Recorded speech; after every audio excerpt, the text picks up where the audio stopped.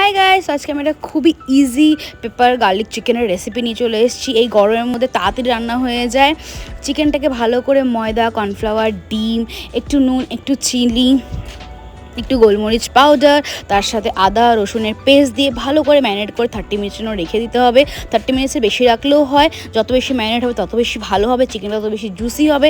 তার সাথে একটুখানি ভিনিগার বা একটু টকের জন্য লেবু দিতে পারো। তারপর এটাকে একটু ডিপ ফ্রাই করে নিতে হবে, পকোড়ার মতন করে একটু লাল লাল হয়ে গেলে নামিয়ে নিতে হবে। তারপর এর সাথে আমি একটুখানি পেঁয়াজও ভেজে দিয়েছিলাম, কারণ পেঁয়াজের ফ্লেভারটা আমাদের খুব ভালো লাগে। তারপর একটা প্যানের মধ্যে মাখন নিতে হবে। এতটা মাখন অবশ্যই নেবেন, এটা আমার হাজব্যান্ড ভুল করে দিয়ে দিয়েছে। তার মধ্যে চপ করে রাখা গার্লিক আর পেপার ভালো করে মিশিয়ে নিতে হবে, যাতে কড়াইয়ের নিচে আনো জিনিসটা লেগে না যায়। তার মধ্যে ভেজে থাকা পকোড়াগুলো দিয়ে ভালো করে নাড়িয়ে নিতে হবে, আর তোমাদের ready yummy paper garlic chicken. খুবই ইজি রেসিপি, তোমরা সবাই ট্রাই করো।